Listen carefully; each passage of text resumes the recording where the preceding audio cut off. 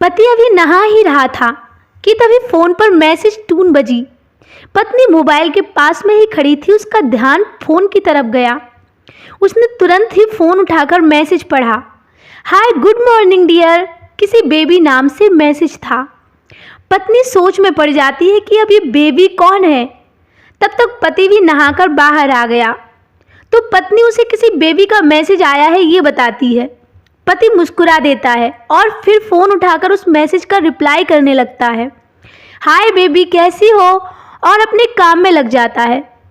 तभी पत्नी चुपके से इस रिप्लाई को भी पढ़ लेती है और हर पल पूरे दिन पत्नी के दिमाग में यही विचार चलता रहता है कि ये बेबी है कौन। शाम को जब पति घर आता है तो पत्नी उससे पूछती है ये बेबी कौन है। पति जवाब में सिर्फ मुस्कुरा देता है और फिर से अपने कामों में लग जाता है। पत्नी पति के व्यवहार से हैरान थी।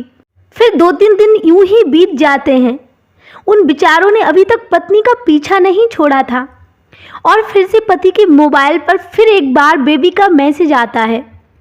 आज तुम मिलोगे कि नहीं, तुम्हारी बहुत याद आ रही है। इस मैसेज ने जैसे आग में घी डाल दिया। पत्नी का शक और भी ज़्यादा पक्का हो गया। बीच बीच में भी वो दोनों मैसेजेस करते रहते और पत्नी के मन में शक की जड़ें और गहरी होती गईं। पति पूछने पर भी जवाब में सिर्फ मुस्कुराहट के और कुछ नहीं कहता। पति का ये व्यवहार और शक एक दिन गुस्सा बनकर तब ज्वालामुखी की तरह फट पड़ा जब एक दिन पत्नी ने अपने पति की जेब में सिनेमा की 2 टिकटें देखी। पत्नी अपने पति से बहुत झगड़ती है। पति उसे समझाने की कोशिश करता है लेकिन वो कोई भी बात सुनने को तैयार नहीं थी। पति को भी उस पर गुस्सा आ जाता है और झगड़ा और भी ज़्यादा बढ़ जाता है और फिर गुस्से में पति घर से बाहर निकल जाता है। पत्नी का गुस्सा भी पति से कई गुना ज़्यादा था। वो तुरंत ही अपना सारा सामान पैक करती है और एक चिट्ठी लिखती है कि मैं मायके जा रही हूँ हमेशा के लिए, और पति का घर छोड़कर चली जाती है। इधर गुस्सा शांत होने पर जब पति घर आता है तो चिट्ठी पढ़कर उसके होश उड़ जाते हैं। 10 दिन यूं ही बीत जाते हैं और फिर एक दिन पत्नी के गांव में घर की डोरबेल बजती है। पत्नी दरवाज़ा खोलती है तो देखती है कि दरवाजे पर एक 10 साल की छोटी बच्ची हाथों में एक चिट्ठी लिए खड़ी थी। वो पत्नी को वो चिट्ठी देती है। बच्ची से वो चिट्ठी लेकर पत्नी चिट्ठी खोलकर पढ़ती है। डियर वाइफ, जिस बेबी की वजह से हम दोनों में इतने झगड़े हुए और तुम हमारा घर छोड़कर यहाँ चली आई, ये बच्ची जो अभी तुम्हारे सामने खड़ी है वो वही बेबी है। ये अनाथ आश्रम की एक प्यारी बच्ची है। इसी के साथ मैं बातें करता था, सिनेमा जाता था। पहली बार जब तुमने बेबी के बारे में पूछा था तो मैंने जानबूझकर तुम्हें नहीं बताया था। सोचा थोड़ा मजाक करता हूँ, देखता हूँ तुम कैसे रिएक्ट करती हो।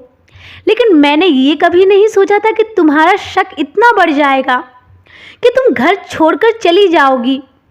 हाँ, और सबसे ज़रूरी बात तो ये है कि ये जो बेबी है वो किसी और की नहीं बल्कि तुम्हारी ही बेटी है। रुको, अपने आप को संभालो और आगे की बात ध्यान से पढ़ो। हमारी शादी के 2 साल पहले की ये बात है। तुम अपने कॉलेज के लास्ट ईयर में थी। तुम्हारे प्रोफेशन में नोट्स लेने के बहाने मैंने तुम्हें बुलाया था और तुम्हें चाय में एक नशीली दवा खिलाकर ना करने वाला काम किया था, जो मैंने बहुत बड़ी गलती की थी। उसके लिए हो सके तो मुझे माफ़ कर देना। और इसमें तुम्हारी कोई गलती नहीं थी, लेकिन कुदरत ने अपना काम किया और तुम्हारे पेट में इस बेबी को डाल दिया। कई प्रयास करने के बाद भी अबॉर्शन नहीं हुआ था तो तुम्हारे घर वालों ने समाज के डर से तुम्हें 6 महीने तक घर में ही रखा था। ये सब तो तुम्हें याद ही होगा ना। और तुम्हारे पापा खुद एक डॉक्टर हैं, इसलिए ये बिन मांगा बच्चा बड़ी आसानी से बिना किसी को कानों कान खबर हुए इस दुनिया में आया। भविष्य में तुम्हारी शादीशुदा ज़िंदगी में कोई प्रॉब्लम ना हो, इसलिए तुम्हारे पापा ने इस बच्ची को गांव के एक अनाथ आश्रम में छोड़ दिया था। ये बच्ची मतलब यही बेबी है जो अभी तुम्हारे सामने खड़ी है। अगर तुम्हें मेरे पर अभी भी भरोसा नहीं है तो इस बच्ची के गाल का वो तिल देख लो जो शायद तुमने उसे आखिरी बार रोते हुए देखा होगा, या फिर अपने पापा से पूछ लेना।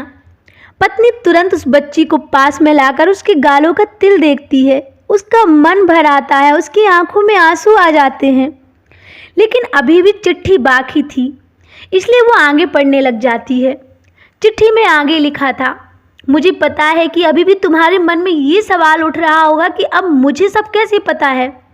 तो मैं तुम्हें ये बता दूं कि ये सब तुम्हारे खुद के पापा ने ही अपने मन में उठ रहे पश्चाताप को शांत करने के लिए शादी के 1 महीने पहले मुझसे मिलकर सारी बातें मुझे बताई थी। उन्होंने ये भी कहा था कि अगर मैं चाहूँ तो शादी से इनकार कर सकता हूँ, क्योंकि उन्हें ये पता नहीं था कि ये बच्ची हमारी है। लेकिन मैंने स्वीकार किया, क्योंकि इस पूरी घटना में तुम्हारी कोई भी गलती नहीं थी, सारी गलती तो मेरी थी, और ये बेबी भी हमारी थी। और फिर हमारी शादी हो गई। तुमने मुझे बहुत प्यार दिया, लेकिन तुम्हारे पापा से बेबी के बारे में जानने के बाद मुझे उससे मिले बिना नहीं रहा गया, इसलिए मैं बीच बीच में उससे मिलता था। उससे मिलना, उसके साथ समय बिताना मुझे बहुत अच्छा लगता था। कितनी प्यारी बच्ची, बिना किसी गलती के क्यों सज़ा भुगते, बस इसलिए मैं थोड़ी सी खुशी देने की कोशिश करता था उसे। और तुम्हें सच इसलिए नहीं बता पाया क्योंकि मुझे लगा कि सही वक्त आने पर तुम्हें सब कुछ बता दूंगा, लेकिन उसके पहले ही हमारे बीच ये सब हो गया। बस मुझे इतना ही कहना था तुमसे। अब अगर तुम फिर से अपने घर आकर मेरे साथ रहना चाहो तो अभी गैलरी में आ जाओ। मैं तुम्हारा इंतज़ार कर रहा हूँ, तुम्हारा और सिर्फ तुम्हारा ही पागल पति। चिट्ठी पढ़ते ही बिना एक पल की भी देरी किए पत्नी दौड़कर गैलरी में पहुंची और रास्ते पर उसका पति शांत खड़ा था। उसके चेहरे पर हल्की सी मुस्कान थी और पत्नी की आंखों में ढेर सारे आंसू थे। उसने तुरंत अपनी बेटी और पति को गले से लगा लिया और खुशी खुशी साथ में रहने लगी।